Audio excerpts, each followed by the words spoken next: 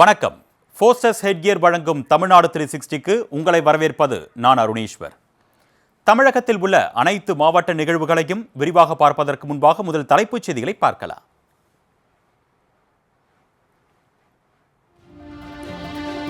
காவிரி ஆற்றில் படர்ந்துள்ள பர்னஸ் ஆயிலை அகற்ற முடியாமல் திணறும் அதிகாரிகள்.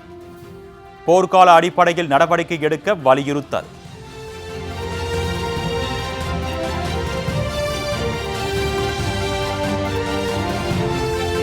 திருவண்ணாமலையில் மின்கம்பியை மிதித்து உயிரிழந்தவரின் உடலை வைத்து சாலை மறியல். உறவினர்களையும் கிராம மக்களையும் வலுக்கட்டாயமாக கைது செய்த போலீசார்.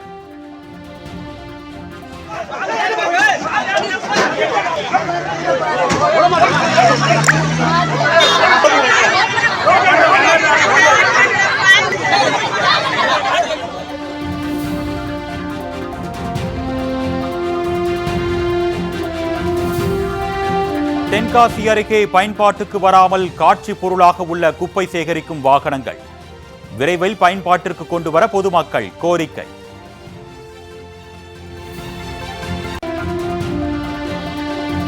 பொங்கல் பண்டிகை நெருங்குவதால் நாட்டு வெல்லம் தயாரிக்கும் பணி தீவிரம். பொங்கல் பரிசு தொகுப்புடன் வெல்லத்தையும் சேர்க்க தொழிலாளர்கள் வேண்டுகோள்.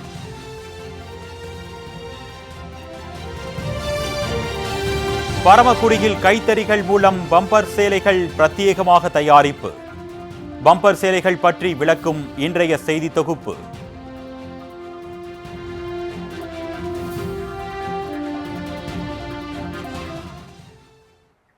இனி விரிவான செய்திகளை பார்க்கலாம்.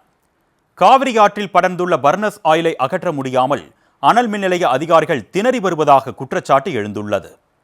சேலம் மாவட்டம் மேட்டூரில் 840 மெகாவாட் மற்றும் 600 மெகாவாட் அலகுகள் கொண்ட அனல் மின் நிலையம் இயங்கி வருகிறது. அனல் மின் நிலையத்தில் கடந்த 19ஆம் தேதி நிலக்கரி தொட்டி சரிந்து விழுந்ததில் 2 ஒப்பந்த தொழிலாளர்கள் பரிதாபமாக உயிரிழந்தனர். அப்பொழுது நிலக்கரியை எரிக்க பயன்படுத்தப்படும் பர்னஸ் ஆயிலை தொட்டியில் உடைப்பு ஏற்பட்டது. இதனைத் தொடர்ந்து பர்னஸ் ஆயில் மழைநீர் கால்வாய் வழியாக சென்று காவிரி ஆற்றில் கலந்தது. ஆற்றில் எண்ணெய் கழிவுகள் படர்ந்து காணப்படுவதால் மீன்கள் இறப்பது மட்டுமின்றி தண்ணீரை விவசாயத்திற்கு பயன்படுத்த முடியாத நிலை ஏற்பட்டுள்ளது. கடந்த 5 நாட்களாக அனல் மின் நிலைய அதிகாரிகள் ஆற்றில் இருந்து பர்னஸ் ஆயிலை அகற்றும் பணியில் ஈடுபட்டு வருகின்றனர்.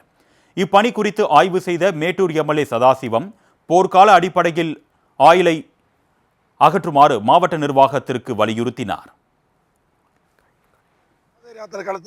உடனடியாக ரிமூவ் பண்ணும். போர்க்கால அடிப்படையில் இந்த கெமிக்கல்ல இருக்கிற ஆயில் மக்களுக்கு துர்நாற்றம் வீசுது தடுக்கணுங்கிறத நோக்கம். இது மின்சார வாரிய தலைவரும் அமைச்சரும் சுற்றுச்சூழலுடைய அமைச்சரும் உடனடியாக பண்ணும். இது பொதுமக்கள் அச்சத்தில் இருக்குது. காவேரி ஆற்றில் கலந்துட்டு இருக்குது. போர்க்காடு ஏற்பாடு செஞ்சுட்டு இருக்காங்க. இது பத்தாது, தனி டீம் போட்டு இது 120 அடி வரப்போகுது. இதை தடுத்து மக்களுக்கு நோய் வாய் பெறாமல் இந்த ஆயில் எடுக்கணும், விபத்து தடுக்கணுங்கிறது தான் மேட்டூர் சட்டமன்ற உறுப்பினர்.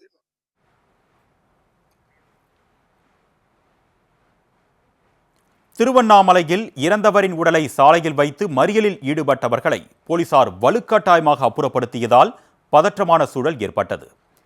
திருவண்ணாமலை மாவட்டம் ஈச்சங்குப்பம் கிராமத்தில் உள்ள விளைநிலத்தில் கடந்த 20 நாட்களுக்கு முன்பு மின்கம்பி அறுந்து விழுந்தது. இதனை மின்வாரிய அதிகாரிகள் சீரமைக்காமல் மின்கம்பியை விளைநிலத்திலேயே விட்டுச் சென்றதாக கூறப்படுகிறது. இந்நிலையில் தோட்டத்தில் பூ பறிக்க சென்ற விநாயகமூர்த்தி என்ற விவசாயி அந்த மின்கம்பியை மிதித்து சம்பவ இடத்திலேயே மின்சாரம் தாக்கி உயிரிழந்தார். இதனைத் தொடர்ந்து விவசாயியின் உடலை திருவண்ணாமலை வேலூர் சாலையில் வைத்து அவரது உறவினர்கள் சாலை மறியலில் ஈடுபட்டனர். அலட்சியமாக செயல்பட்ட மின்வாரிய அதிகாரிகள் மீது நடவடிக்கை எடுக்குமாறு அவர்கள் கோரிக்கை விடுத்தனர். சம்பவ இடத்திற்கு விரைந்து வந்த போலீசார் விவசாயியின் உடலை ஆம்புலன்ஸில் ஏற்றி மறியலில் ஈடுபட்டவர்களை கைது செய்தனர்.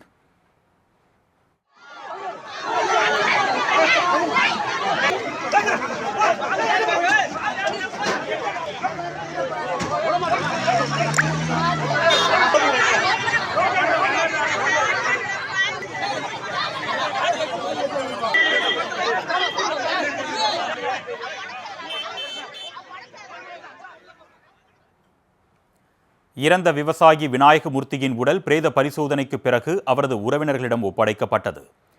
மின்வாரியத்தின் அலட்சியத்தால் தனது தந்தையின் உயிர் பறிபோனதாக விநாயகமூர்த்தியின் மகள் குற்றம் சாட்டியுள்ளார்.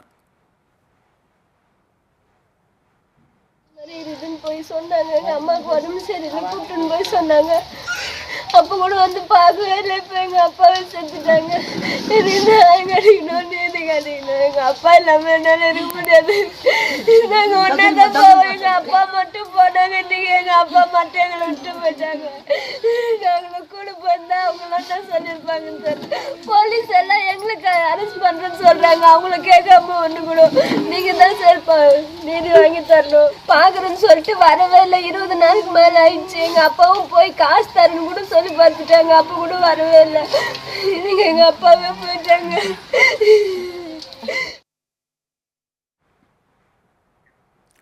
தென்காசி அருகே குப்பைகளை சேகரிப்பதற்காக வாங்கப்பட்ட 200க்கும் மேற்பட்ட வாகனங்கள் பயன்படுத்தப்படாமல் இருப்பதாக புகார் எழுந்துள்ளது. மத்திய அரசின் தூய்மை இந்தியா திட்டத்தின் கீழ் கிராம பஞ்சாயத்துகளுக்கு குப்பை சேகரிக்கும் வாகனங்கள் முழு மானியத்துடன் வழங்கப்பட்டு வருகிறது.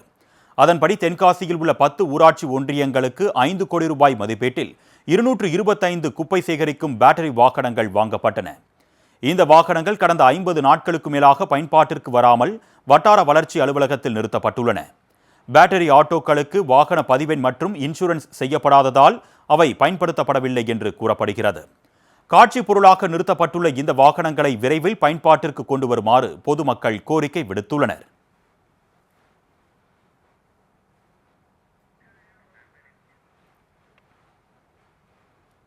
மதுரை சோழவந்தான் அருகே பள்ளிக்கு எதிரில் டாஸ்மாக் கடை அமைக்க எதிர்ப்பு தெரிவித்து பொதுமக்கள் ஆர்ப்பாட்டத்தில் ஈடுபட்டனர்.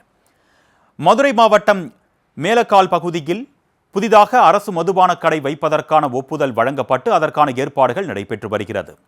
இந்த தகவல் வெளியானதை தொடர்ந்து அப்பகுதி மக்கள் டாஸ்மாக் கடை வரவிருக்கும் கட்டிடத்தை முற்றுகையிட்டு ஆர்ப்பாட்டத்தில் ஈடுபட்டனர். வீடுகள், மேல்நிலைப் பள்ளி, நர்சிங் கல்லூரி என எப்பொழுதும் மக்கள் நடமாட்டம் அதிகரித்து இருக்கும் பகுதியில் டாஸ்மாக் அமைந்தால் மாணவ மாணவிகள் கடுமையாக பாதிக்கப்படுவார்கள் என்று அவர்கள் குற்றம் சாட்டினர். ஏரியால பாத்தீங்கன்னா புதுசா டாஸ்மாக் வந்திருக்கு, ஒரு அறிவிப்பு வந்திருக்கு. இதை நாங்க வன்மையா கண்டிக்கிறோம். காரணம் இங்க பக்கத்துல கவர்மெண்ட் ஸ்கூல் இருக்கு, காலேஜ் இருக்கு, பள்ளிவாசல் இருக்கு, விவசாய நிலங்கள் இருக்கு, வீடு மக்கள் எல்லாருமே இங்க இருக்காங்க. வனப்பகுதி அருகிலே இருக்கு. இந்த இடத்துல அதிகமான குற்றங்கள் நிறைய நடந்துட்டு இருக்கு. எல்லாத்துக்குமே தெரியும். இதுக்கு முன்னாடி மேலக்கல்லாவே இந்த ஏரியால குற்றங்கள் நடந்துருக்கு அனைவருக்கும் தெரியும். அப்படி இருந்து இந்த பகுதிக்கு இவங்க ஒயின் ஷாப் கொடுத்திருக்கிறது தேவையான ஒரு இது. இதை வன்மையா கண்டிக்கிறோம். இதை நீங்க நடவடிக்கை எடுக்கவில்லை என்றால் அடுத்த கட்ட நடவடிக்கை கிராமத்தின் சார்பாகவும் பொதுமக்கள் சார்பாகவும் கட்டாயம் நடத்தப்படும். பொங்கல் பண்டிகை நெருங்கும் நிலையில் நாட்டு வெல்லம் தயாரிக்கும் பணியில் தொழிலாளர்கள் தீவிரமாக ஈடுபட்டு வருகின்றனர். தமிழர் திருநாளான பொங்கல் பண்டிகை அடுத்த மாதம் 14ஆம் தேதி கொண்டாடப்பட உள்ளது. இதனையொட்டி தஞ்சாவூர் மாவட்டம் கிளிமங்கலம், கொண்டசமுத்திரம் உள்ளிட்ட கிராமங்களில் நாட்டு வெல்லம் தயாரிப்பு பணிகள் தீவிரமடைந்துள்ளது.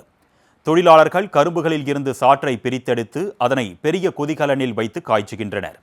இதனைத் தொடர்ந்து பிரித்தெடுக்கப்பட்ட சர்க்கரை பாகை உலர்த்திய பிறகு தொழிலாளர்கள் வெல்லத்தை தயாரித்து வருகின்றனர். வெல்லம் தயாரிக்கும் தொழிலில் போதிய வருமானம் கிடைக்காததால் ஏராளமான தொழிலாளர்கள் வேறு வேலைகளுக்கு சென்றதாக தெரிகிறது. அழிந்து வரும் இந்த தொழிலை பாதுகாக்க பொங்கல் பரிசு தொகுப்பில் வெல்லத்தையும் சேர்க்குமாறு தமிழக அரசுக்கு தொழிலாளர்கள் வேண்டுகோள் விடுத்துள்ளனர். தலைமுறையாக எங்கள் தாத்தா காலத்துலேருந்து மாட்டு சேக்கு வச்சு ஆளுலேருந்து நாட்டு வெல்லம் தயாரிச்சுட்டு இருக்கோம். இப்போ பார்த்தீங்கன்னா மிஷின்லாம் பெரிய பண்ணிகிட்டு இருக்கோம். இப்போ இது விலை பார்த்தீங்கன்னா 75 ரூபா விற்கிது. 75 ரூபா கொடுத்தா தான் எங்களுக்கு கட்டுப்படி ஆகும். இங்கே ஒரு 5 பேர், கரும்பு ஒரு 10 பேர், மொத்தம் ஒரு 15 பேர் இந்த தொழிலை நம்பி குடும்பம் நடத்திட்டு இருக்காங்க. இது இல்லாமல் 20-30 கொட்டா இந்த இடத்துல ஓடின கொட்டை இடத்துல இப்போ பார்த்தீங்கன்னா 2-3 தான் ஓடிட்டு இருக்குங்க. இப்போ மற்ற இதுக்கு உதவி பண்ணுற மாதிரி அரசு நிதி உதவி பண்ணி இது சிறப்பாக செய்கிறதுக்கு உதவி பண்ணாங்கன்னா இன்னும் நல்லா மேலே அதிகமாக பண்ணுவாங்க. அது இல்லாதனால நிறைய பேர் இதை செய்யாமல் நிப்பாட்டுற சூழ்நிலையாக இருக்குங்க. இப்போ அடுத்தடுத்த வருஷத்துக்கு இது நடக்குமான்னு சொல்ல முடியாதுங்க. இப்போ உள்ள சூழ்நிலைக்கு பார்த்தீங்கன்னா அண்ணன், தம்பி, எங்கள் அப்பா இவங்கெல்லாம் செஞ்சுட்டு இருக்கோம். ஆள் பற்றாக்குறையும் நிறைய இருக்குங்க. இதில் மணப்பாறை அருகே 3 ஆண்டுகளுக்கு பிறகு நிரம்பிய குளத்தில் இருந்து வெளியேறிய உபரி நீரை விவசாயிகள் மலர் தூவி வரவேற்றனர். திருச்சி மாவட்டம் மணப்பாறை அருகே மரவனூரில் 226 ஏக்கர் பரப்பளவில் பெரிய குளம் அமைந்துள்ளது. இக்குளத்தின் மூலம் மரவனூர், இடையப்பட்டி, அழகிரெட்டியப்பட்டி, கலராம்பட்டி உள்ளிட்ட கிராமங்களில் உள்ள விளைநிலங்கள் பாசன வசதி பெறுகின்றன. 2021ஆம் ஆண்டு நிரம்பிய பெரிய குளம் அண்மையில் பெய்த தொடர் கனமழையால் முழுவதுமாக நிரம்பியது. தற்பொழுது கடல் போல் காட்சியளிக்கும் குளத்தில் இருந்து உபரி நீர் மறுகால் பாய தொடங்கியுள்ளது. இதனால் மகிழ்ச்சியடைந்த விவசாயிகள் மலர் தூவி உபரி நீரை வரவேற்றனர்.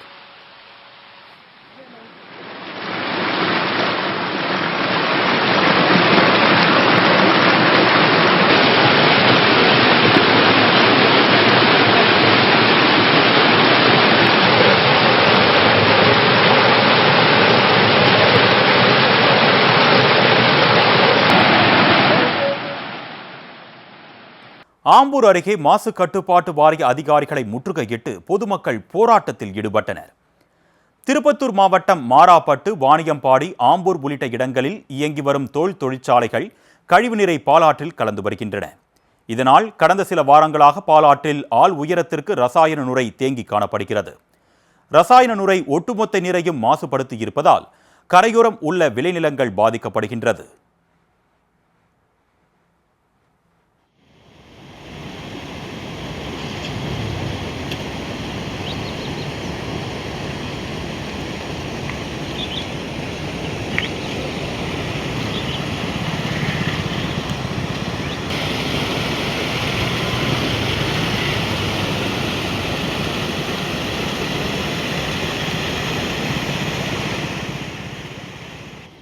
பாலாற்றில் தோல் தொழிற்சாலை கழிவுநீர் கலப்பதை தடுக்க வலியுறுத்தி அப்பகுதி மக்கள் மற்றும் விவசாயிகள் பல்வேறு கட்ட போராட்டங்களை நடத்தி வருகின்றனர்.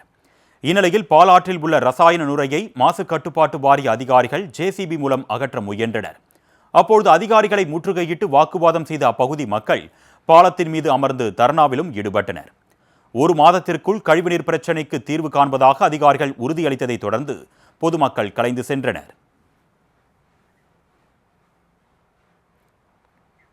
நீலகிரி மாவட்டம் உதகையில் 9வது சர்வதேச குறும்பட விழா கோலாகலமாக தொடங்கி நடைபெற்று வருகிறது.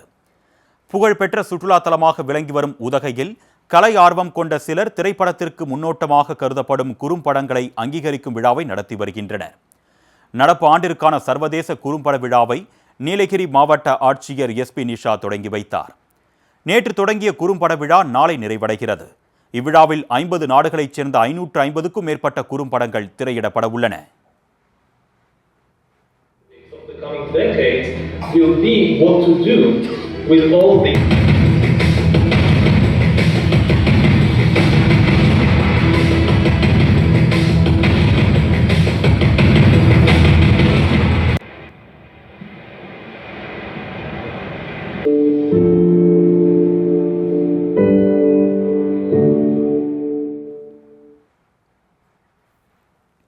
குறும்பட விழாவில் தோடர் இன மக்களின் வாழ்க்கை முறையை விளக்கும் குறும்படமும் முதல் முறையாக திரையிடப்படுகிறது.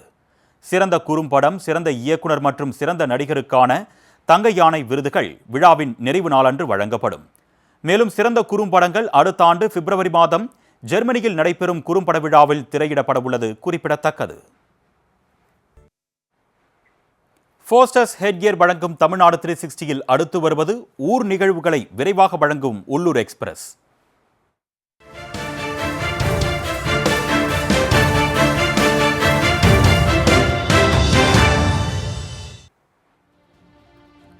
செங்கல்பட்டு மாவட்டம் பாக்கம் கிராமத்தில் 100 நாள் வேலை வழங்கக் கோரி கிராம மக்கள் 200க்கும் மேற்பட்டோர் சாலை மறியலில் ஈடுபட்டனர். கடந்த 3 மாதங்களாக தங்களுக்கு 100 நாள் வேலை வழங்கவில்லை என்றும் புகார் அளித்தும் அதிகாரிகள் செவிசாய்க்கவில்லை என்றும் கிராம மக்கள் குற்றம் சாட்டினர். போலீசார் போராட்டத்தை தடுத்த நிலையில் அதிகாரிகள் வரும் வரை போராட்டத்தை கைவிட மாட்டோம் என்று கிராம மக்கள் உறுதிபட தெரிவித்தனர். வேலூர் மாவட்டம் குடியாத்தம் ராமகிருஷ்ணா நகரில் பெய்த கனமழையால் சாலைகளில் மழைநீர் குளம் போல் தேங்கியது. மழைநீருடன் கழிவுநீரும் சேர்ந்து தேங்கியதால் வாகன ஓட்டிகளும் பொதுமக்களும் கடும் அவதியடைந்தனர். இதுகுறித்து பலமுறை புகார் அளித்தும் குடியாத்தம் நகராட்சி நிர்வாகம் மழைநீரை அகற்றவில்லை என்று கூறப்படுகிறது. இதனை கண்டித்து பொதுமக்கள் சாலையில் தேங்கியுள்ள மழைநீரில் நாற்று நடும் போராட்டத்தில் ஈடுபட்டனர்.